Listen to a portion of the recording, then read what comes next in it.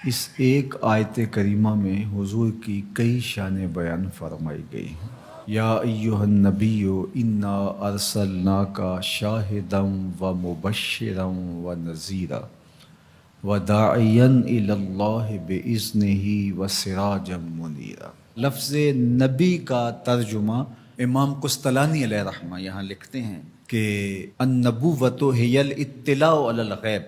نبوت کیا ہے؟ یہ اطلاع علی الغیب سے ہے، تو پھر نبی وہ ہوتا ہے جو غیب کی خبریں دینے والا ہو۔ وما کان اللہ لیطلعکم علی الغیب ولکن اللہ یجتبی من رسلہ من یشاء۔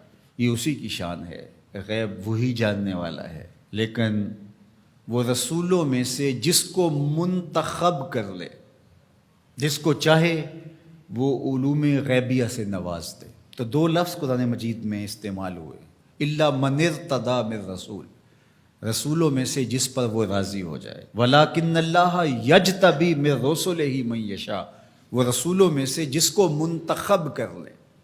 تو اجتباء اور ارتداء دو چیزیں ہیں۔ اب حضور کے مبارک نام پڑھیے، حضور کے ناموں میں سے ایک مرتضیٰ بھی ہے، ایک مجتبیٰ بھی ہے۔ تو مطلب کیا ہوا کہ وہ غیب کا جاننے والا، وہ عالم الغیب نہیں، غیب کے خزانے کسی کو دیتا، لیکن جب دینے پہ آئے تو مجتبیٰ کو دیتا ہے، مرتضیٰ کو دیتا ہے۔ اور پھر یہ اتنی شانوں کے مالک ہیں، جہاں ضرورت پڑے پھر بخل سے کام نہیں لیتے۔ وما هو علی الغیب بدنین، یہ غیب کے معاملے میں بخل سے کام نہیں لیتے، جہاں ضرورت ہوتی ہے وہاں بیان کرتے ہیں۔ سیدنا عمر بن خطاب رضی اللہ تعالیٰ عنہ فرماتے ہیں، قام فینا رسول اللہ صلی اللہ علیہ وسلم فاخبرنا عن بدء الخلق حتی دخل اہل الجنت منازلہم واہل النار منازلہم، حافظ ذالک من حافظہ و نسیہ من نسیہ۔ کہا ایک دن حضور کھڑے ہوئے مجمع اصحاب میں، اس کائنات کی ابتدا سے انتہائے کائنات تک، یہاں تک کہ جنتی جنتوں میں چلے گئے اور جہنمی جہنم میں چلے گئے، کوئی شے نہیں جو حضور نے چھوڑی ہو، سب حضور نے بیان فرما دیا۔ اب ایک سوال پیدا ہوتا ہے، تھوڑے سے عرصے میں اتنا کچھ کیسے بیان کر دیا؟ تو یہ حضور کی شان بلاغت تھی، اور بطور معجزہ حضور علیہ السلام کو یہ شان دی گئی تھی۔ تو فرمایا، یا ایہا النبی، اے غیب کی خبریں دینے والے، انا ارسلناک، آپ کو ہم نے بھیجا ہے، آپ کو ہم نے بھیجا ہے۔ یار آپ کسی کو بھیجیں اور اس کی کوئی عزت نہ کرے تو آپ کہیں گے تم ہوتے کون ہو، اس کو ہم نے بھیجا تھا۔ اللہ کہتا ہے محبوب تجھے ہم نے بھیجا ہے۔ تو یہ اللہ کی طرف سے فرستادہ ہیں، اللہ کی طرف سے بھیجے گئے ہیں، یہ اللہ کے نمائندے ہیں، اس لیے حضور کی آواز آواز حق قرار پائی، حضور کا بولنا اللہ کا بولنا قرار پایا، حضور کا حکم اللہ کا حکم قرار پایا، حضور کی اطاعت اللہ کے اطاعت قرار پائی۔ تو اس لیے جو محبوب کی بات مانتا ہے وہ رب کی بات مانتا ہے، اور جو حضور کا انکار کرتا ہے وہ رب کا انکار کرتا ہے۔ کوئی ساری زندگی لا الہ الا اللہ پڑھتا رہے اور محمد رسول اللہ نہ پڑھے، رب اس کے لا الہ الا اللہ پڑھنے کو اس کے منہ پہ مارے گا اگر میرے رسول کو نہیں مانتا، اس کو میں نے بھیجا ہے۔ تو کہا انا ارسلناک شاہدا و مبشرا و نذیرا، آپ کو شاہد بنا کر بھیجا ہے، آپ کو مبشر بنا کر بھیجا ہے، آپ کو نذیر بنا کے بھیجا۔ شاہد کا کیا معنی ہے؟ اتفاق تو ہوتا رہتا ہے مجھے بھی آپ کو، جب کوئی فوت ہو جاتا ہے تو جنازہ پڑھتے ہیں تو کیا اس میں بولتے ہیں اللہم اغفر لحینا و میتنا و شاہدنا و غائبنا، اللہ جو حاضر ہیں انہیں بھی بخش دے، جو نہیں آئے انہیں بھی بخش دے۔ تو شاہد کا کیا معنی ہوا؟ حاضر۔ امام راغب الاصفہانی جو کہ لغت کے امام ہیں اور مفردات قرآن میں قرآن مجید کے الفاظ کی تشریح کرتے ہوئے لفظ شاہد پہ بات کرتے ہیں، تو وہ کہتے ہیں کہ الحضور مع المشاہدت اما بالبصر او بالبصیرہ، کہ شاہد کا معنی کیا ہے؟ حاضر ہونا مشاہدہ کے ساتھ، چاہے بالبصر چاہے بالبصیرہ۔ آنکھوں سے دیکھ کر کے مشاہدہ کرنا یا اللہ کی دی ہوئی باطنی قوت سے مشاہدہ کرنا؟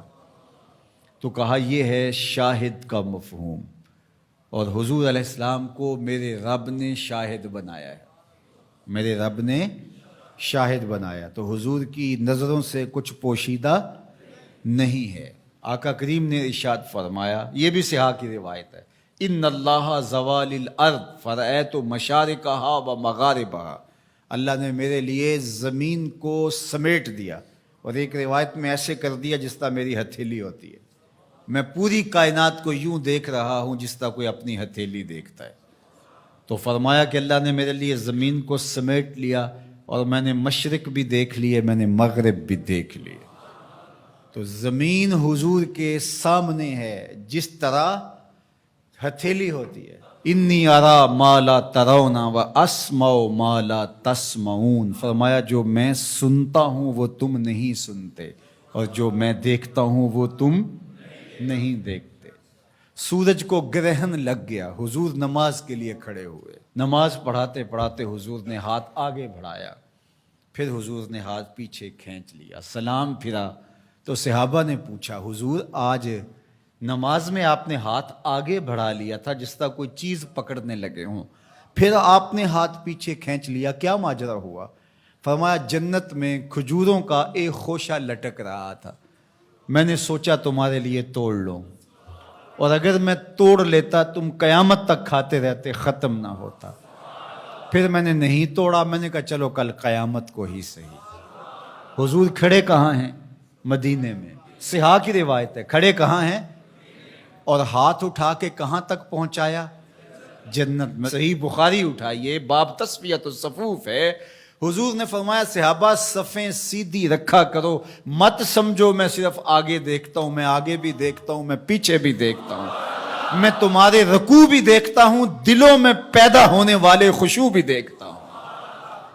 اے فروغت صبح آثار و دہور، چشم تو بی نندائے ما فی الصدور، انا ارسلناک شاہدا، محبوب ہم نے آپ کو شاہد بنا کے بھیجا، ومبشرا، ہم نے آپ کو مبشر بنا کے بھیجا، خوشخبری دینے والا، نیکوکاروں کو جنت کی بشارت دینے والے، اہل ایمان کو اللہ کی رضا کی بشارت، جنت کی بشارت دینے والے، یہ حضور کی شان ہے۔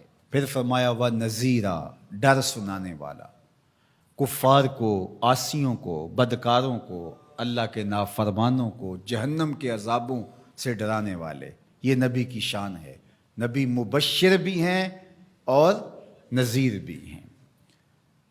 وَدَاعِيًا إِلَى اللَّهِ بِإِذْنِهِ، اور اللہ کے اذن سے اللہ کی طرف بلانے والے، اور جس طرح میرے حضور نے بلایا ہے، یہ تاریخ کا انوکھا باب ہے۔ وَسِرَاجًا مُنِيرًا، روشن آفتاب بنا کر کے جس کے جلووں سے ظلمتیں دور ہو گئیں۔ حضور حصی اعتبار سے بھی سراج منیر ہیں، اور معنوی اعتبار سے بھی سراج منیر ہیں۔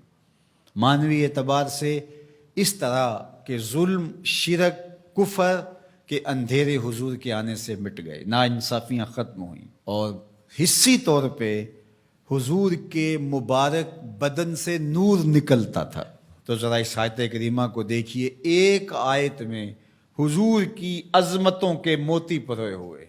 یا ایھا النبی انا ارسلناک شاہدا ومبشرا ونذیرا وداعیا الی اللہ باذنہ وسراجا منیرا، زیراں زبراں شداں مداں شان اودی وچ آئیاں، عاماں لوکاں رمز نہ کوئی، خاصاں خبراں پائیاں۔